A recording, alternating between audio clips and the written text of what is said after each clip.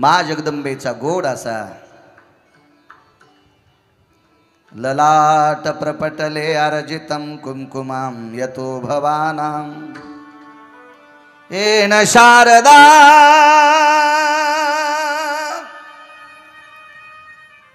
प्राणेश्वरी विमला कमला वज्रेश्वरी सौभाग्यं प्रदायिनी ललाटं कुंकुमं अर्जवायो। मा जगदंबेच्या चरणी शब्द सुमन समर्पित करतो। त्या सुवर्णाताईंच्या ललाटावर गोडसा असं कुंकुम तेवत राहावं ही मा जगदंबेच्या चरणी प्रार्थना। सार्वजनिक दुर्गा माता नवरात्र उत्सव समिती गंगापूर 2025 वर्ष 9 आहे। गेल्या 8 वर्षापासून सांस्कृतिक कार्यक्रमाचा दबदबा जपून ठेवणारा, वारसा जपून ठेवणारा एक राजकीय क्षेत्रातला एक आगळा वेगळा नेता आदरणीय संजय भाऊ जाधव, पुनश्च त्यांना कोटी कोटी धन्यवाद देतो। मा जगदंबेचे आशीर्वाद त्यांना प्राप्त हो। या परिसरातील यती योगी जपी तपी अनुरागी धर्मनिरपेक्ष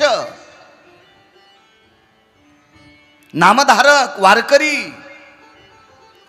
अशा सर्वांचा गोड आशीर्वाद या कार्यक्रमाला लाभो, संजय भाऊंना लाभो, त्यांच्या मित्रमंडळीला लाभो, त्यांच्या कार्यकर्त्यांना लाभो, या ग्रामस्थांना लाभो।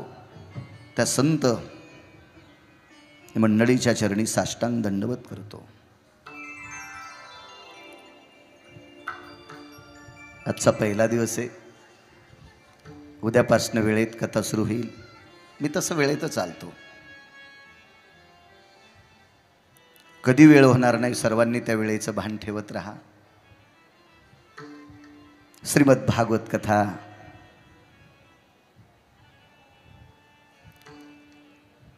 मुनी श्री शुकदेवांनी राजा परीक्षितीला नमूद केली।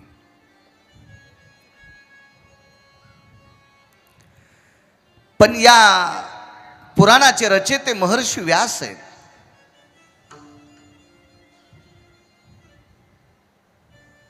महर्षी व्यासांनी 18 पुराण निर्माण केले। त्याच्यापैकी कलशस्थानी असलेलं पुराण म्हणजे श्रीमद भागवत पुराण आहे।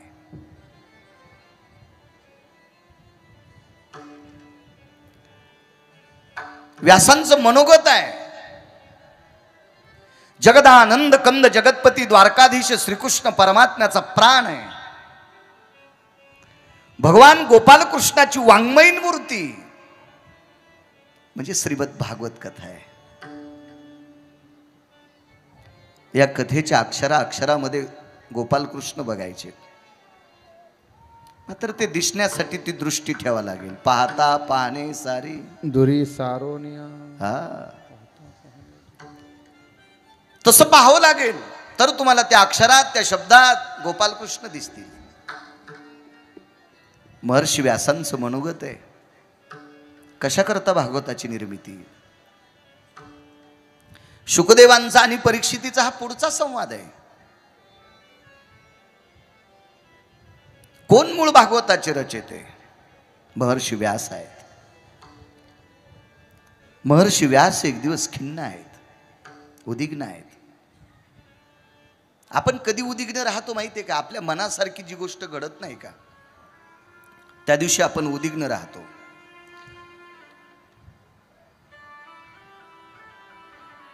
सासूबाईच्या मनासारखी सून वागत नसेल तर सासूबाई उद्विग्न राहतात।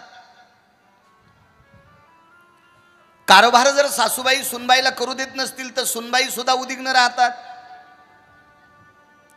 मुलगा वडिलांच्या विरोधात वागत असेल तर वडील सुद्धा विरोधात राहतात।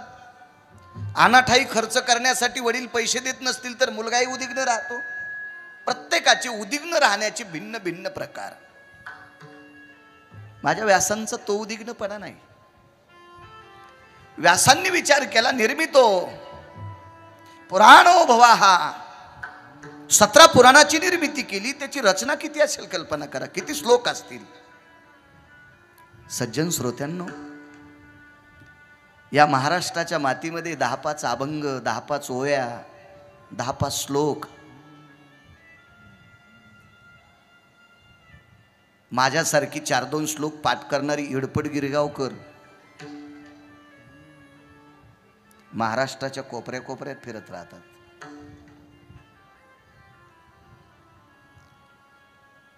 मला सांगा, व्यासांची रचना किती मोठी आहे. ज्या ग्रंथाचं निरूपण तुमच्या पुढे मांडायचंय त्या ग्रंथाची रचना आहे. किती श्लोक आहेत.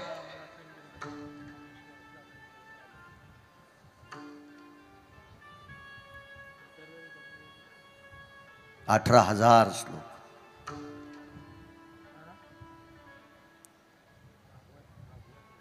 12 स्कंद.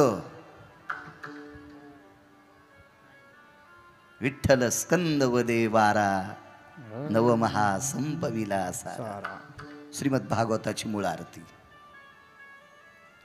काय रचना आहेत महाराज. एका पुराणाची रचना करत असताना 1.25 लाख श्लोक, 1.25 लाख भारत केले निर्माण.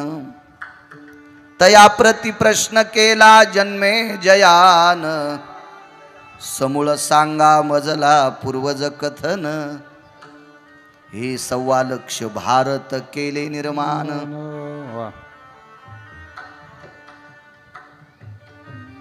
1,25,000 श्लोक.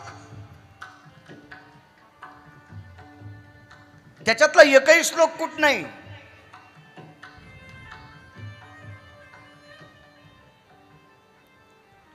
त्याच्यातला एकही श्लोक श्रुती अमान्य नाही. त्याच्यातला एकही श्लोक शास्त्र अमान्य नाही, पुराण अमान्य नाही. वेदां पुराणां शास्त्रायो मान्य भयो निरांजनम. व्यासांच्या निर्मितीला वेद शास्त्र पुराण आरती करतात, आरती करतात, आरती करतात. काय प्रगल्भवाणी असेल माझ्या व्यासांची. व्यासोचिष्ट जगत्रय.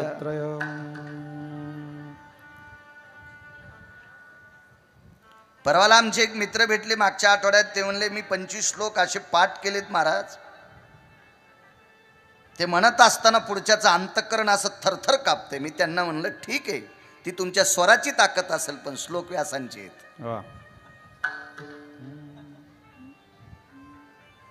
श्लोक व्यासांचे. या पवित्र भारत देशात, संस्कृती संपन्न भारत देशात जो जो आपली विद्वत्ता मांडत राहतो, ती विद्वत्ता मूळतः व्यासांची आहे. आपली जहागिरी नाही, हे समजून काम केलं पाहिजे.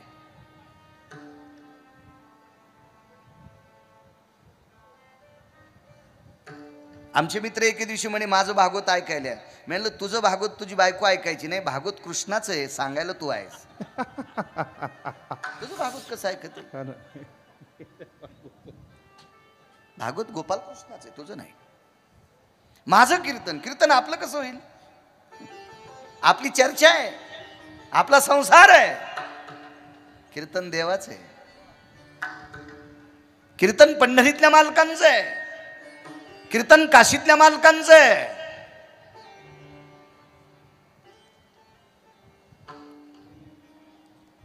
कीर्तन देवाचं आहे, आपलं नाही. तसं पुराणातलं संपूर्ण ज्ञान व्यासांचं आहे. 17 पुराणाची निर्मिती केली. याजसाठी जप याजसाठी तप व्यासे हि आमोप ग्रंथ केले. व्यासे हि आमोप ग्रंथ केले. याजसाठी जप याजसाठी तप व्यासे ग्रंथ केले. व्यासे हि आमोप ग्रंथ केले. पुरावा आहे मालकांचा. व्यासेही आमोप ग्रंथ केले. तुमच्या आमच्या उद्धाराकरता केलेत. म्हणून पुनश्च एकदा संजय भाऊ तुम्हाला माझ्यापेक्षा वयानं तुम्ही ज्येष्ठ आहात,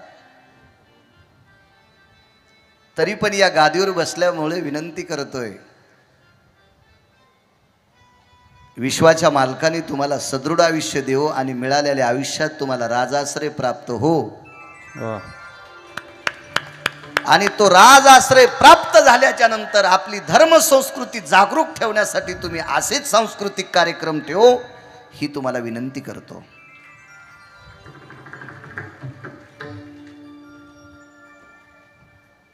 आपल्या संस्कृतीला तडा जाईल असं एकही काम तुमच्या हातानं होऊ नये, ही मा जगदंबेच्या चरणी प्रार्थना.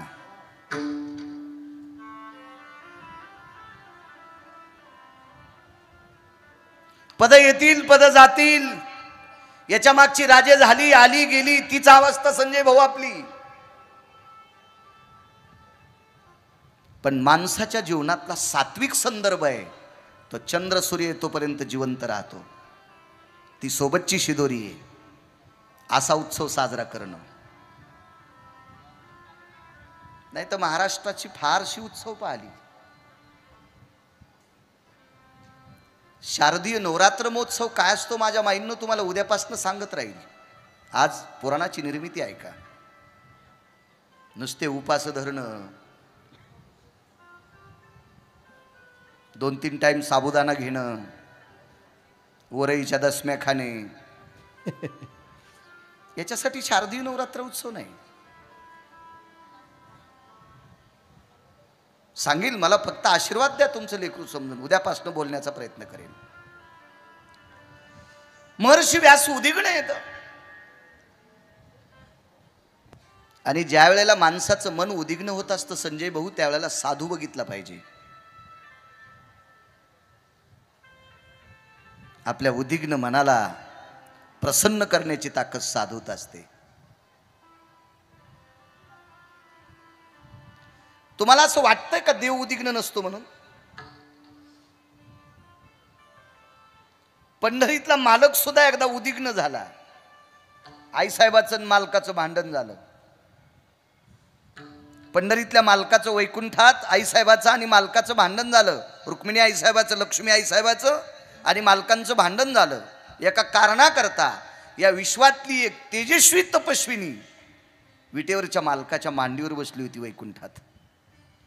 तिचं नाव आहे राधा. आणि मालकाच्या मांडीवर राधा बसल्या याच्याकरता विटेवरच्या मालकिनीला थोडंसं दुःख झालं, राग आला आणि देवाच्या प्रपंचात उद्विग्नता निर्माण झाली. आणि आईसाहेब दिंडीरवनात आल्या. इथं बसलेली राजकीय क्षेत्रातली तुम्ही दिग्गज माणसं आहात, कोणी व्यापार क्षेत्रातली आहात, कोणी वैद्यकीय क्षेत्रातली आहात, कोणी शैक्षणिक क्षेत्रातली आहात, शब्दप्रभारातली काही पत्रकार असतील. कल्पना करा, देवाकडे सुद्धा उद्विग्नता आहे. आईसाहेब खाली आल्या. भगवंतानं विचार केला, विश्व माझ्या हातानं चालते, वृक्षाचे पान हाले ज्याची सत्ता. देव कशाला म्हणतात माहिती का? मी दरवर्षी नारे ऐकतो, झाडे लावा, झाडे जगवा, पाणी अडवा, पाणी जिरवा, झाडे वाढवा, पाऊस पडल. ह्या एकच महिन्यात झाडं वाढले का? कोण होता झाडं लावायला? ह्या ज्या कल्पना आहेत का स्वतःच्या स्थापित केलेल्या, ह्या जरा बाजूला सरकीचा विज्ञानवादी. एक डोक्यात कल्पना ठेवा, पाऊस किती पाडायचा आणि किती कमी पाडायचा हे दोनच लोकांच्या हातात आहे, काशीतल्या आणि एक पंढरीतल्या. मधल्या लोकांनी कोंबड्यासारखं उकरायचा प्रयत्न कमी करा. ही संपूर्ण सत्ता त्या दोघांच्या हातात आहे.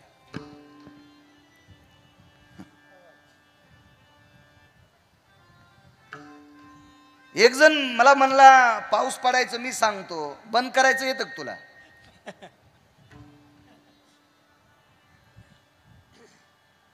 मी आंबेजोगाईहून येत असताना गोदावरीच्या पात्राच्या पलीकडे बीड शहराच्या अलीकडे एक पात्र लागलं. मला नाव आठवणं त्या पात्राचं. इकडे अर्धा किलोमीटर आणि तिकडे अर्धा किलोमीटर पाण्याचं सरोवर बनलं होतं.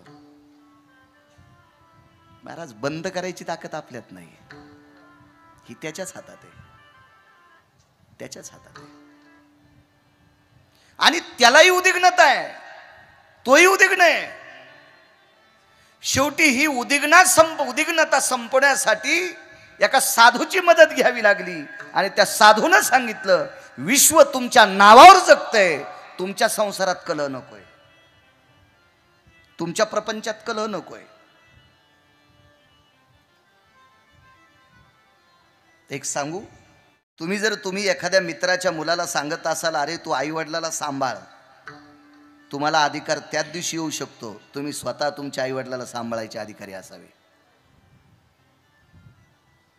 ज्याच्या नावानं आपला प्रपंच स्थिर होतो त्याचा प्रपंच फाटलाय. महाराज एका साधूनं पंढरीतल्या मालकांना, वैकुंठातल्या मालकांना सांगितलं, जा खाली दिंडीरवनात. खाली गेले, रुक्मिणी आई साहेबांना बोलले, जाऊ दे ग, मी आलोय आता माझी राधेची काही भेट होणार नाही, आता मी खाली आलोय. आईसाहेबांनी पुन्हा एक कान टोचला, तुम्ही जरी राधेला सोडून खाली आले तर लोक राधा कृष्णच म्हणतील.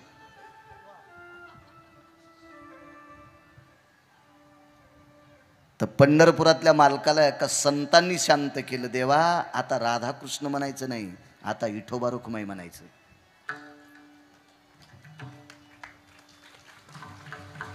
महाराज देवाच्या प्रपंचातली उद्विग्नता संपवायची ताकद साधू ते. साधू थोर जाना, साधू थोर जाना, साधू थोर जाना, साधू थोर जाना, साधू थोर जाना, साधू थोर जाना, साधू थोर जाना, साधू थोर, साधू थोर जाना कलियोगे, साधू थोर जाना कलियुगी, साधू थोर जाना कलियोगे. या कलियुगामध्ये साधू थोर आहे. ज्यानं 6 धुतले त्याला साधू म्हणायचं. बरं, तुमच्या मेमरी कार्डावर थोडीशी धूळ आलेली असती, उद्यापासून अवतार कळल गिरगावकराचा तुम्हाला, तसा मोबाईलवर ऐकतच असाल तुम्ही.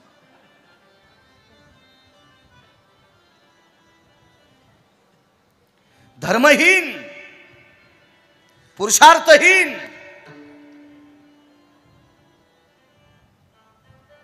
शास्त्र पुराणाशी ऋषी मुनींच्या मतात मत मिसळून न राहणाऱ्या हरामखोर महाराजाच्या नादी लागताल तर संसार खालून पेटतील. पाणी पिना छान के, गुरु करना पछान के. पाणी गाळून पिलं पाहिजे, आजार होत नसतात. आणि साधू आचरण संपन्न गुरु केला पाहिजे, आपलं जीवन उजळत असतं. आचरण संपन्न साधू असला पाहिजे, आचरण संपन्न. हल्ली काय प्रकार झालाय माहिती आहे, मोठ्या लोकांना सांगतोय, ज्या महाराजाकडे जास्त संपत्ती तो महाराज फार मोठा. डोक्यातलं काढून टाका. ज्या महाराजाला मोठी गाडी होती महाराज मोठा असतो का? बापू, आपण एकदा कल्याण स्टेशनला उतरलो, गिरिजीनाथ महाराज आम्ही, मी रेल्वेने गेलो, आम्हाला घ्यायला एक व्यक्ती आला, 3.25 कोटीची गाडी होती. मी जरा जपून बसलो त्या गाडीत, कारण तितके भारीचे आपल्याला नाही. म्हणलं आपला धक्का एखाद्या बटनला लागावून अचानक रस्त्यानं दारं उघडाव. मी थोडं जपून बसलो. ते म्हणे महाराज असं मोकळं बसा ना. मी म्हणलं तुझी भारीची गाडी आहे दादा, मी कसं, माझा काय, तर मी खेड्यातला माणूस, शेतकरी माणूस. नाही म्हणे बसा, तसं काय नाही, माझ्यापाशी बटन आहे, ते बटन दाबल्याशिवाय काहीच उघडत नाही. मी त्याला म्हणलं गाडी किती किमतीची? ते म्हणला 3.25 कोटीची. आपला धंदा काय? ते म्हणला मी टोल नाक्यावर टाळ्या वाजितो.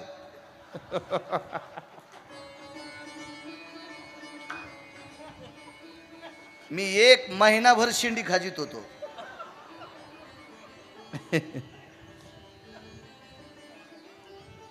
पण त्यानं सांगितलं महाराज साधी सुपारी सुद्धा जीवनात खाल्ली नाही, असं निर्व्यसनी जीवन जपलो, म्हणून 3.25 कोटीची गाडी घेतली. मग या देशातला तृतीयपंथी जर 3.25 कोटीच्या गाडीत फिरत असेल तर महाराज 5-50 लाखाच्या गाडीत फिरून काय वान्यारावानी उड्या हाणायला सोमळ्या तू? काय एवढ्यावानी करायला? काय काय काय मोठी गोष्ट आहे? ह्या गाड्या घोड्या पैसा आदला हे प्रारब्धाचं काम आहे. अन्न मान धन हे तो प्रारब्ध आधी, याच्यावर नाही भाळलं पाहिजे. एखाद्या महाराजाला काही लोक मानतेत म्हणून आपण मानावं असं सुद्धा नाही, त्याला तपासलं पाहिजे. गिरिजीनाथ महाराज एका महाराजाच्या दर्शन, मला सांगा व्यासांचं मनोगत शुद्ध करायचंय. व्यासांनी महाराज कसे शोधलेत लक्षात घ्या. एका महाराजाच्या दर्शनाकरता एका बाईनं आपल्या बाळाला नेलं. माझ्या महाराष्ट्रातल्या मावल्या जरा भावनिक येतात, असू द्या भावनिक, पण भावना उतू नाही गेली पाहिजे इतकं लक्षात ठेवा. कोणती भाजी जर उतू गेली ना तिचं सत्व खाली जात असतं, ती भाजी जरा बेचव होत असती. म्हणून आमची आजी म्हणायची शक्यतो कढी उतू जाऊ द्यायची नाही. कढी जर उतू गेली ना तर ती जरा बेचव अशी चविष्ट लागत नाही, तितकी भावना उतू नका जाऊ देत जाऊ. त्या महाराजांच्या दर्शनाकरता आपल्या बाळाला नेलं तर ते बाळ थोडं वात्रटच होतं, ते काही महाराजांच्या पाया पडत नव्हतं. आईनं त्याचं डोकं दाबलं आणि त्यानं महाराजाचं दर्शन घेतलं, पण महाराजांच्या पायाला असं नखानं वर खाणलं, रक्त निघलं पायाचं. आता महाराज थोडे तांबीस होते, पण त्या पोराची आई फार हुशार होती. तिने 500-500च्या 3 नोटा महाराजाच्या पायावर टेकल्या. महाराज गार. 1,500 महाराज बर्फासारखाच गार. बाहेर निघल्याच्या नंतर त्या बाईने विचारलं आपण कोण?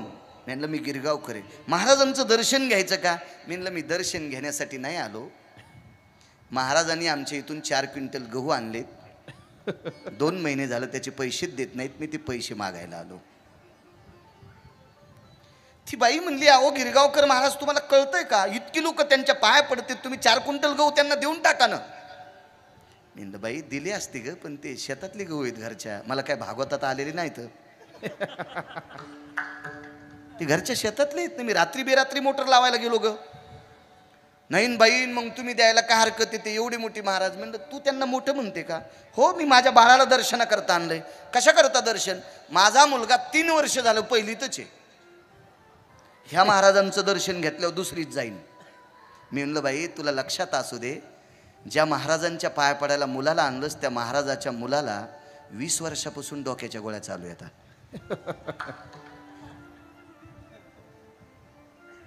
ज्या महाराजांच्या मुलांचं डोकं जर मेंदू खराब असेल तर तुमच्या पोरांनी दर्शन घेतल्यावर तुमच्या पोराचे डोके सुधारतील?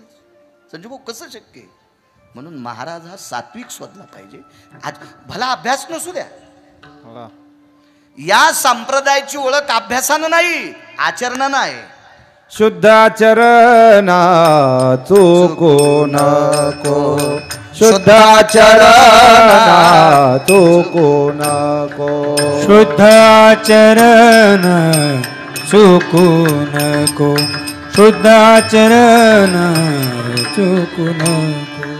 जरी झाला तो चतुर शहाणा, कधी झाला तो चतुर शहाणा, जरी झाला तो चतुर शहाणा, जरी झाला तो चतुर शहाणा.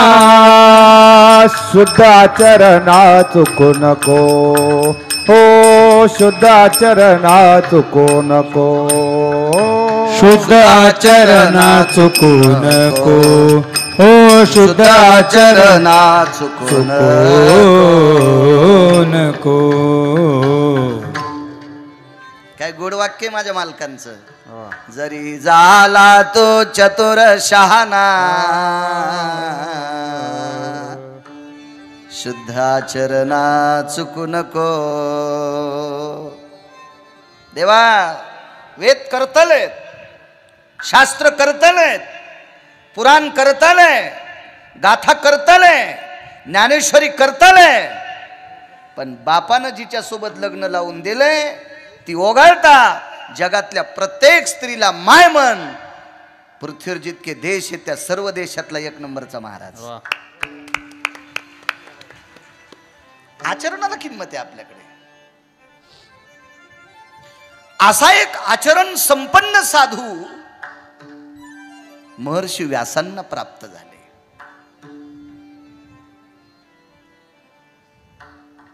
तो साधू आहे 6व्या क्रमांकाचा ब्रह्मचारी. माझ्या वाचनात 19 संन्यासी आले. त्याच्यापैकी 1 नंबरचे संन्यासी कोण तर मारुतीराय. वा. 6व्या क्रमांकाचे संन्यासी कोणतं? देवर्षी नारद. मधले घरी गेल्यावर पा, अन्यथा तुमच्या दुसऱ्या महाराजांना विचारा. माझ्याकडून 2 पुरे, सगळं सांगायला मी गुत्त थोडं घेतलं. 6व्या क्रमांकाचे संन्यासी देवर्षी नारद, महर्षी व्यासांची भेट झाली.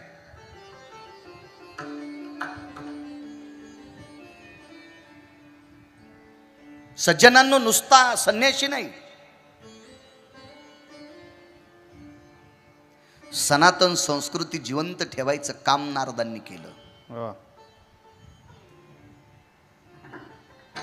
भक्तीचे 9 सूत्र, 9विधा भक्ती सूत्र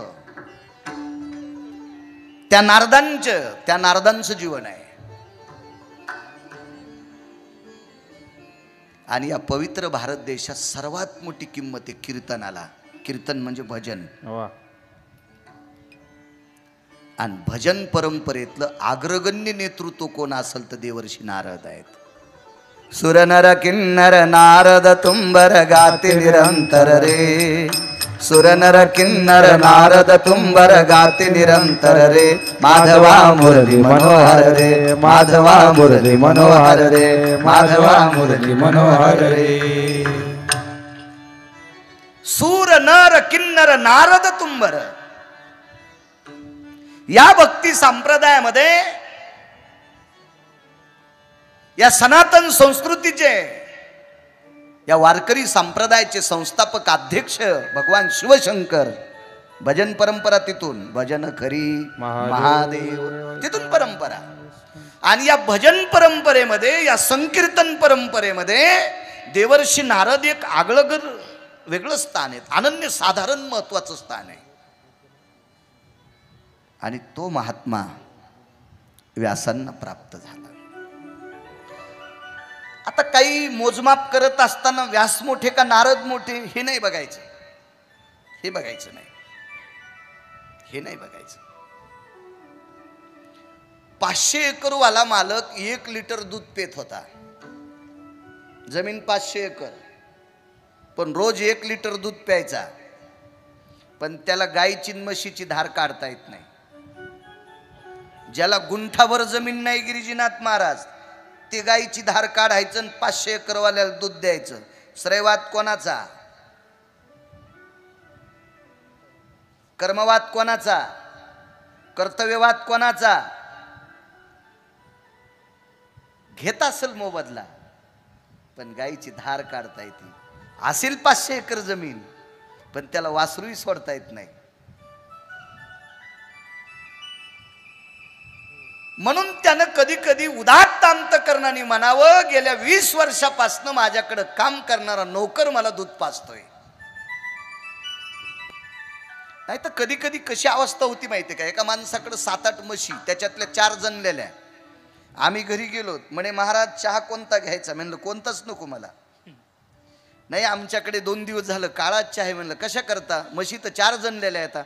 काही नाही म्हणे, मला काही धार काढता येत नाही आणि वघाराला मनानं पेता येत नाही. म्हशीच्या वघाराला मनानं पेता येत नाही. ती बांधलेली होती ना, म्हणजे त्या आईचं वासरू असून त्याला मनानं पेता येत नाही. यानं बांधलेलं आहे आणि यानं विकत घेऊन याला काळा चहा प्यावा लागतो. याला धार काढता येत नाही. म्हणजे अशी प्रचंड शेती आणि प्रचंड म्हशी म्हणून मोठा नाही. त्याच्या घरी काम करणारा कर्तव्यातला निपुण व्यक्ती हाही त्याच्या बरोबरीचा असतो. मग एखाद्या क्षेत्रात कोण मोठं कोण लहान हा नाही विचार करायचा. माऊली महावैष्णव ज्ञानोबारांच्या वयाच्या बाबतीत जर विचार केला तर मला असं वाटतंय, आळंदीतल्या मालकांनी ज्या वेळेला ज्ञानेश्वरी दिली त्या वयातली लेकरं आता 3-3 वाजेपर्यंत मोबाईल हिसकायले.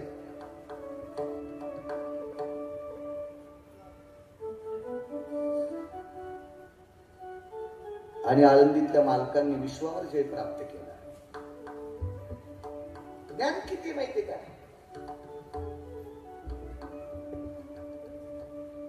मला सगळ्या काही पुराणाची मिळून, काही ग्रंथातली याच्यातली त्याच्यातली मिळून 2900 श्लोक पाठ आहे. म्हणजे मी किती मोठा आहे? एका डब्बीत बसले. आपल्याकडे समुद्र किती येतं? 7. या सागराला लाजवील इतका मोठा ज्ञानाचा समुद्र ज्ञानोपार आहे. ज्ञानाचा ज्ञानाचा ज्ञानाचा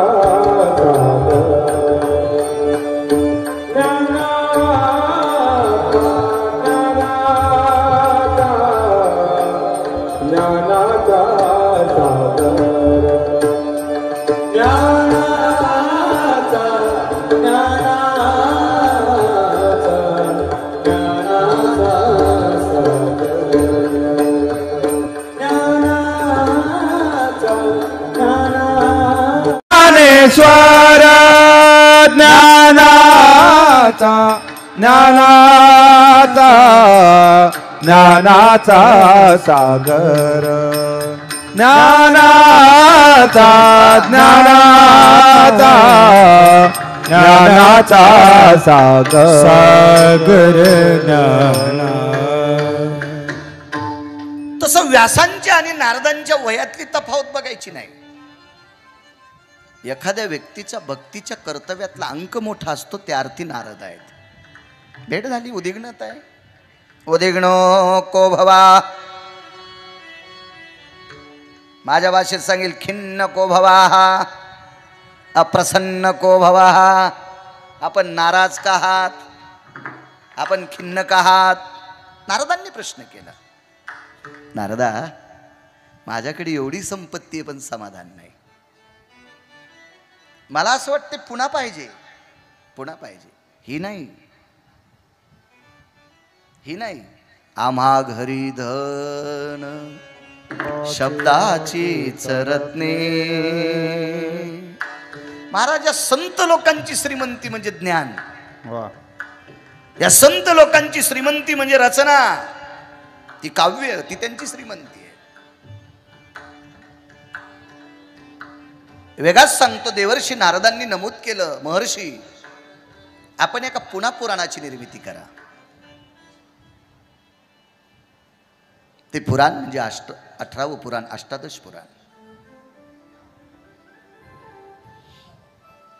नारदांनी मागच्या जन्माचा गतो जन्म प्रसंगो हा, मागील जन्माचा मागोवा महर्षी व्यासांना नमूद केला. देवर्षी नारद मागच्या जन्मातलं चरित्र महर्षींना नमूद करतात. भागवताची निर्मिती आहे का?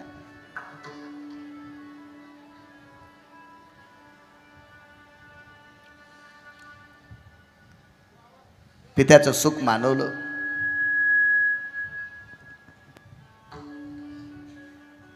एका सात्विक सदाचारी तेजपुंज घरी वास्तव्य झालं.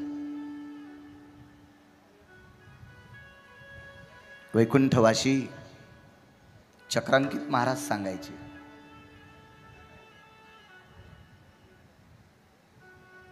महाराज पुरावा हा अधिकारी माणसांचा मानला पाहिजे, लोकमान्यांचा नाही, देवमान्यांचा. कारण हल्ली लोक कोणाला मानतील त्याच्यामुळे आपण त्यांचे पुरावे मानायचे नाही, देवमान्यांचे मानायचे, संत मान्यांचे मानायचे. चक्रांकित महाराज सांगायचे, देवर्षी नारदांना त्या घरी देवघरातली साफसफाई करायचं काम मिळालं. कालची निर्माल्य गंगेत नेऊन टाकायची, स्नान करून ओल्या कपड्यानं गंगेचं पाणी देवाच्या स्नानाकरता आणायचं. नारदांच्या आईनं गाईच्या गोठ्यातून शेण आणायचं. नारदांनी ते शेण एका पात्रात कालवायचं, त्या शेणानं देवघर सारून घ्यायचं. ती देवाची जी पात्र होती ती बाहेर ठेवायची, नारदांच्या आईनं ती घासायची. वेगाच सांगतो मोजकं, एके दिवशी देवर्षी नारदांच्या आईला सर्पदंश झाला आणि गाईच्या गोठ्यामध्ये नारदांच्या आई सर्पदंशाने गतप्राण झाल्या.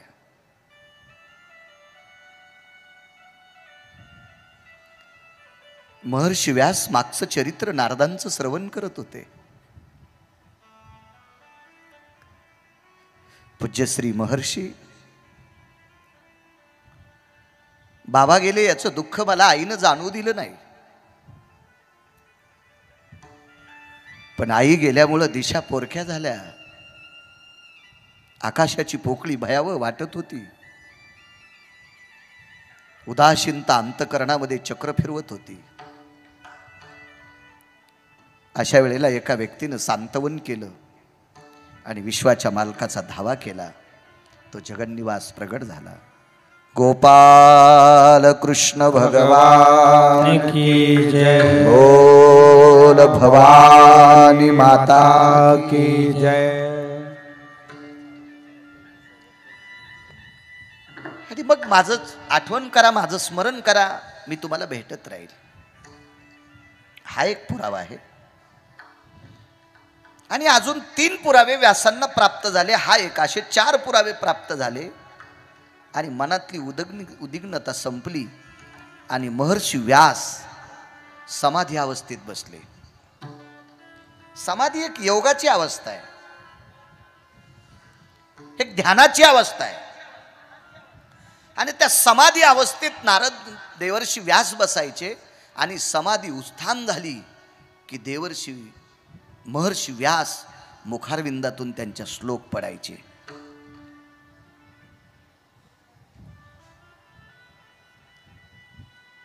आणि ते श्लोक ज्या वेळेला व्यास असे पुटपुटायचे त्यावेळेला वेचण्यासाठी एक व्यक्ती जवळ बसला.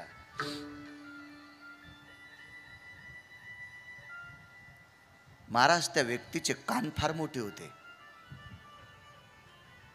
व्यासांच्या मुखारविंदातून पडलेली शब्द ऐकण्यासाठी त्या व्यक्तीचे कान मोठे होते. मोहनबुवा, त्या व्यक्तीचे डोळे फार बारीक होते. त्या व्यक्तीचं नाव आहे विघ्नहर भगवान गणेश.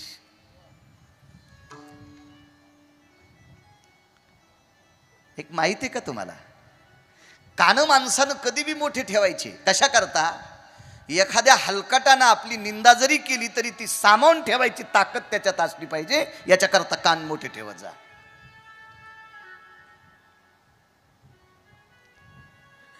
आणि एखादी आपल्याच्यानं चूक होऊ नये याच्याकरता आपली डोळे इतकी सूक्ष्म पाहिजे की सूक्ष्म चुका पाहण्याची ताकद त्या डोळ्यात असावी. याच्याकरता भगवान गणेशाचे डोळे आजमावा, कान त्यांचे घ्या.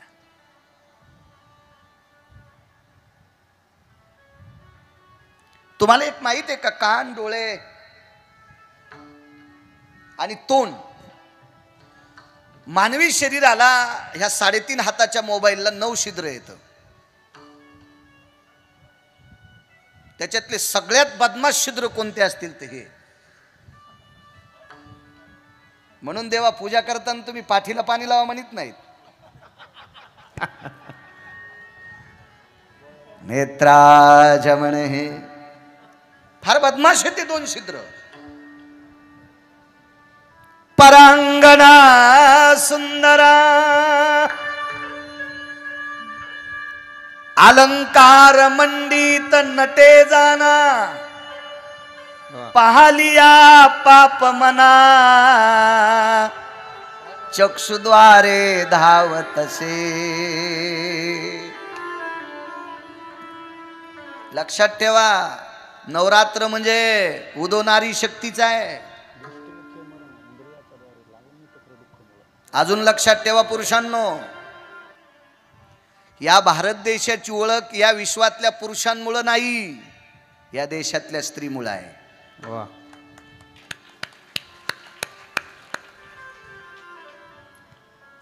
इथं बसलेल्या मातब्बर, मी मगाशी क्षेत्र सांगून गेलो, राजक्षेत्र, व्यापार क्षेत्र, वैद्यकीय क्षेत्र, शैक्षणिक क्षेत्र. तुम्ही गडगंज आहात. या भारत देशामध्ये डझनापेक्षा जास्त पद भोगणारा राजकीय क्षेत्रातला नेता मोठा आहे किंवा नाही असं मी म्हणणार नाही, पण त्याला 9 महिने पोटात ठेवणारी त्याची आई किती मोठी असेल याचा विचार करा. तिनं ते रत्न दिले देशाला, ती किती मोठी असेल. या देशाला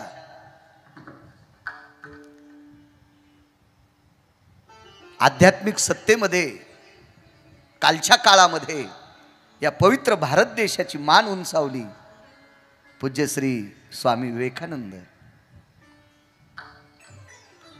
त्या विवेकानंदांना 9 महिने पोटात ठेवणारे त्या मातोश्री किती मोठ्या असतील.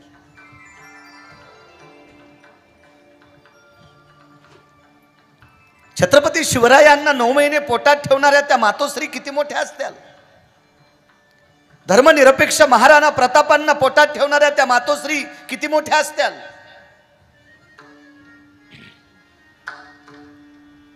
बऱ्यापैकी 12 ज्योतिर्लिंगाचा जीर्णोद्धार करणाऱ्या देवी अहिल्याबाई होळकर, त्या माऊलीला 9 महिने पोटात ठेवणारी ती आई किती मोठी असेल. सबसे बड़ी है माँ जगत में, सबसे बड़ी है माँ, सबसे बड़ी है माँ जगत में, सबसे बड़ी है माँ.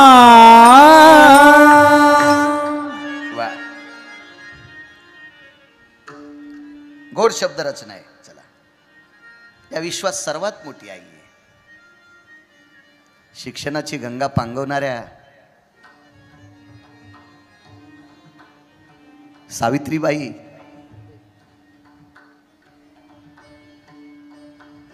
महर्षी ज्योतिबा, 9 महिने पोटात ठेवणारी आई किती मोठी असेल.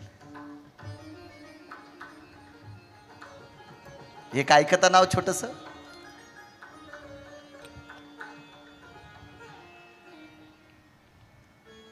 या देशाची घटना लिहिणारी डॉक्टर बाबासाहेब आंबेडकर,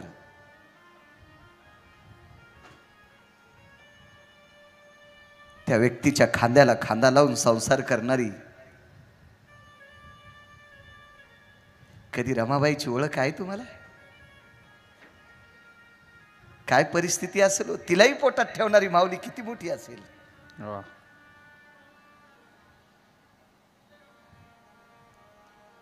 म्हणून माझ्या माईंनो, या देशाची ओळख तुम्ही आहात, राज्य, राणी व संपत्ती. म्हणून तुम्ही चुका करता कामा नये. काही चुका करायच्या नाही. अहो किती चुका. नवरात्रीतला उपास धरते म्हणे आणि देवीला भेंड्या चालतात म्हणे. नवरात्रीतल्या उपासात म्हणे देवीला भेंड्या चालतात. असं नसतं मंजुळा. देवी का शेळी आहे का देवी का मेंढी आहे, तुझ्या मनानं कसं करते तू. शास्त्र म्हणेल ते सांडावे, राज्य ही तृण मानावे. आपल्या मनाची घोडे पळवायचे नाही माझ्या माईंनो. ऐकत राहा पुढे. चला,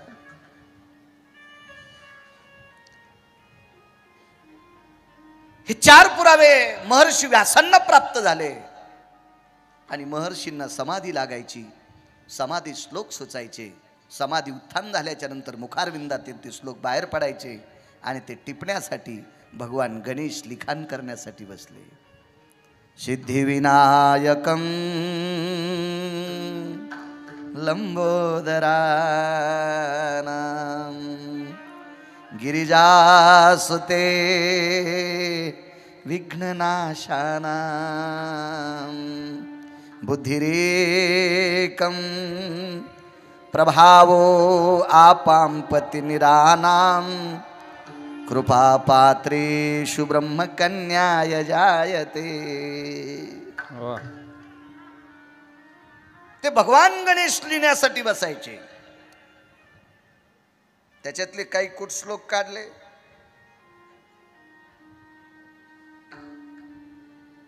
श्लोक आठवायचे पण अर्थ संपादन होत नव्हता, त्याचा अर्थ अर्जन होत नव्हता.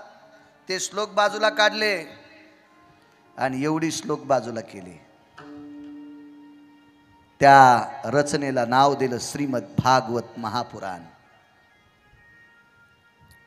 श्री या शब्दाचा अर्थ लक्ष्मी.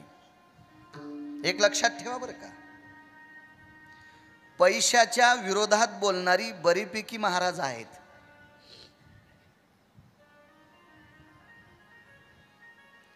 पण पैशाशिवाय काहीच धकत नाही असा एकही महाराज नाही.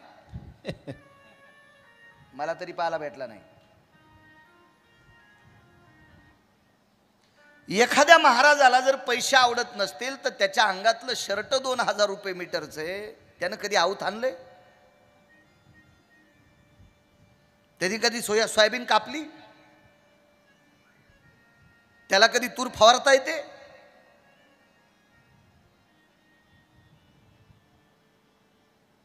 म्हणून या भारतीय संस्कृतीत नव्हे, पृथ्वीवर जितके देश आहेत त्या सर्व देशातल्या मानवी जीवाला अर्थार्जन करणं अत्यंत गरजेचं आहे. स्त्री या शब्दाचा अर्थ लक्ष्मी.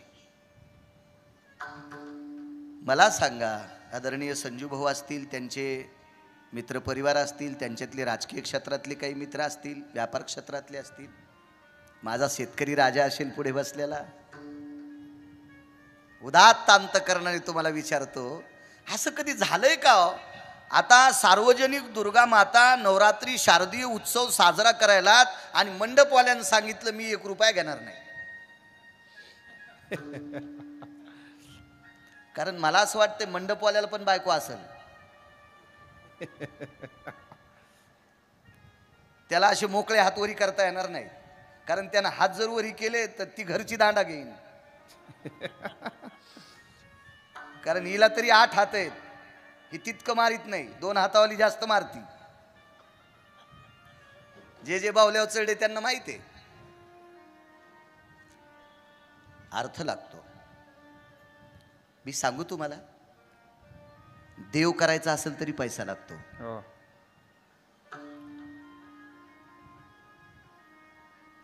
तुम्ही पंढरपूरला जा, तुम्ही काशीला जा, तुम्ही द्वारकेला जा, तुम्ही रामेश्वरला जा, तुम्ही औंढ्याला जा, कुठेही जा, परळीला जा, तुळजापूरला जा, माहूरला जा, वणीला जा, कोल्हापूरला जा. आपल्याकडे 3.5 पीठ आहेत ना महाराष्ट्रात. वय संपल्याच्या नंतर एसटी जरी फुकट असेल, वय संपल्याच्या नंतर एसटी जरी फुकट असेल तरी त्या जगदंबेला समर्पित करायची फुलं मात्र तुम्हाला फुकट भेटणार नाहीत. आणि ती जर फुकट घेतली तर तुम्हाला काय अर्थ राहणार आहे? संकल्प तसा सोडता येतो का देवा? ठीक आहे, संकल्पात जी शब्द आहेत ती पूर्ण करत नाही. यदि सुवर्ण पुष्पम समर्पयामी. आता सोन्याचं फुल कधी पाहिन कोण? मंत्र्याच्या घरी भागवत असलं तरी सोन्याची फुलं नसतील ना. मग आपल्याला म्हणावं लागतं ऋतुपुष्पम समर्पयामी. काले वृषदो इति सर्वानां तरुवरो शाखा प्रसन्नो स्थितां पुष्पाधिनी माल्याधिनी ऋतुपुष्पम समर्पयामी. ज्या काळात जे फुलं प्राप्त होतील ती समर्पित करायची. इद हिरण्यमुद्राहानाहम आपांपती निरे. समुद्राचं पाणी कधी? पंचगंगा वाणांजपुरे. नुसतं म्हणायचं आपण. येन शारदा जगदंबा वयस्थितो महालक्ष्मी महासरस्वती महाकाली रक्तपुष्पम समर्पामी. देवीला लाल फूल, भगवान गणेशाला लाल फूल. आणि यजमानाच्या ताटात नसतील तर आपल्याला अपमान करता येतो का? नाही. मग आपण तेच फूल उचलायचं, कुंखात बुडवायचं. आमच्या इतकी हुशार माणसं तुम्हाला कुठेही सापडणार नाहीत.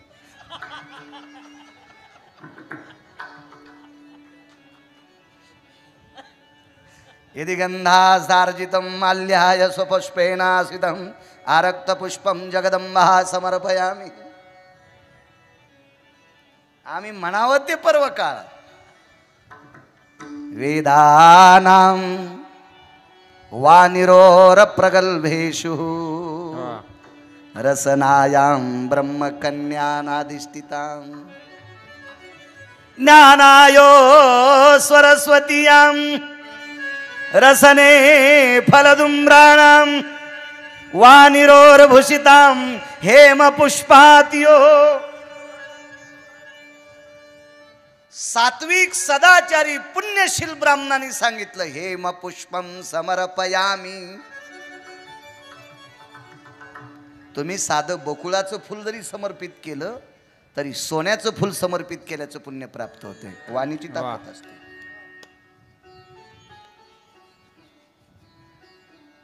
पण त्याला नियम काय? त्रिकालो संध्यायो जायतम. याच्या पुढचं सांगतो, कर्मात कर्मात कर्मात उच्चते द्विजाहा. जसं जसं कर्म श्रेष्ठ असेल तसा द्विज उत्तम असतो, जातीनं नाही. कर्मान कर्मात श्रेष्ठ उच्चते.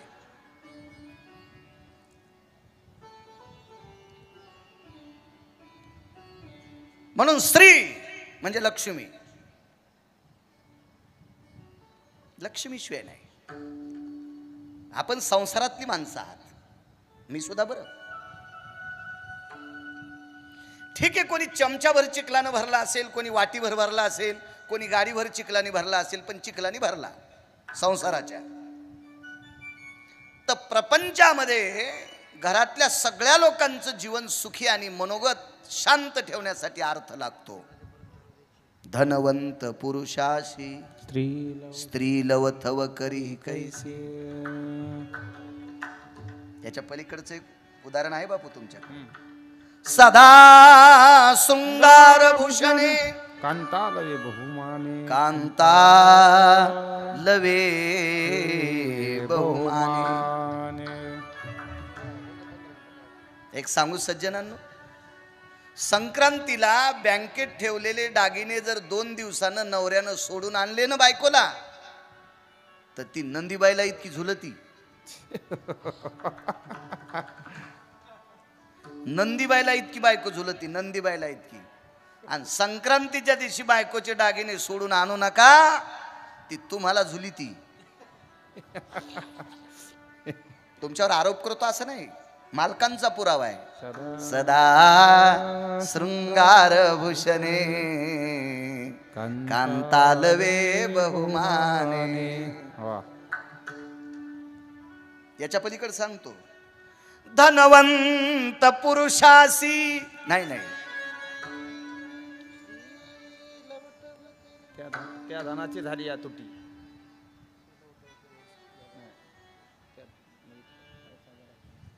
सर्व मान्यता आहे धनवंता लागी.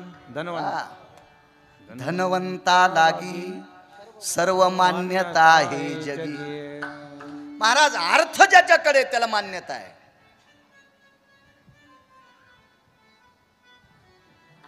म्हणून स्त्री हा शब्द लक्ष्मी आहे. म्हणून श्रीमद भागवताला श्री शब्द अगोदर दिला, म्हणजे ज्या ग्रंथामध्ये लक्ष्मीचं ओतप्रोत वास्तव्य आहे.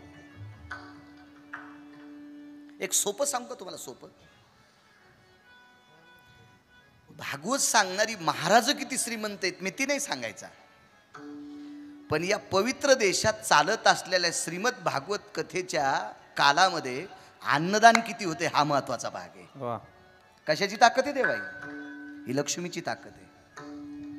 आज पूर्ण दिवस, कालपासनं रोजची रोज सगळ्या मावल्यांना पुरुषांना फलार आहे. शारदीय नवरात्र उत्सव आहे म्हणून फराळाची सोय आहे. मला सांगा कशाची ताकद आहे? ही लक्ष्मीची ताकद आहे. श्री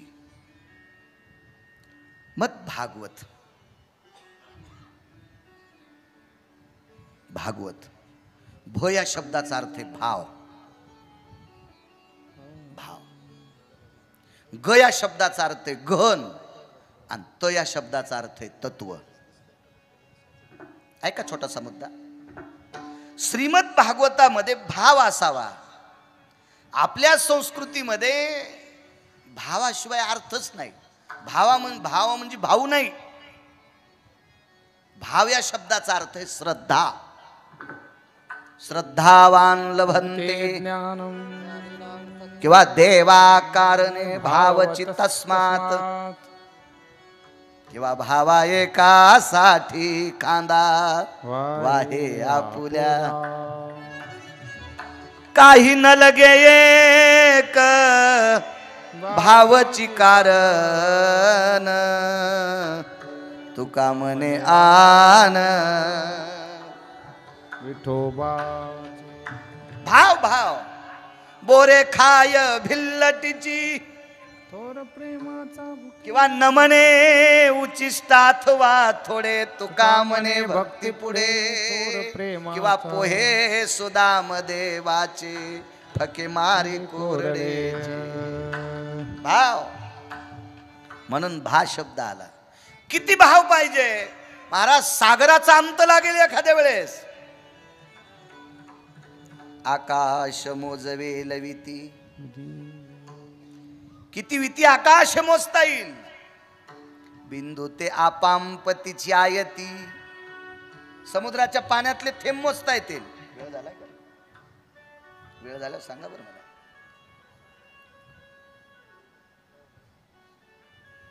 पृथ्वीवरचे कण मोजता येतील पण काही लोकांचा भाव मोजता येत नाही. इतका मोठा भाव आहे तो भागवतात. गहन आहे. आणि त या शब्दाचा अर्थ आहे तत्व.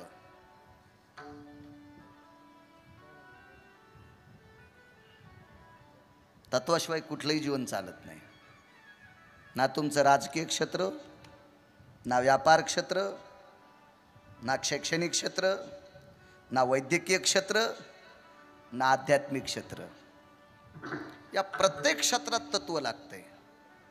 म्हणून ता शब्द वापरला. श्रीमद भागवत पुराण. व्यासांची निर्मिती.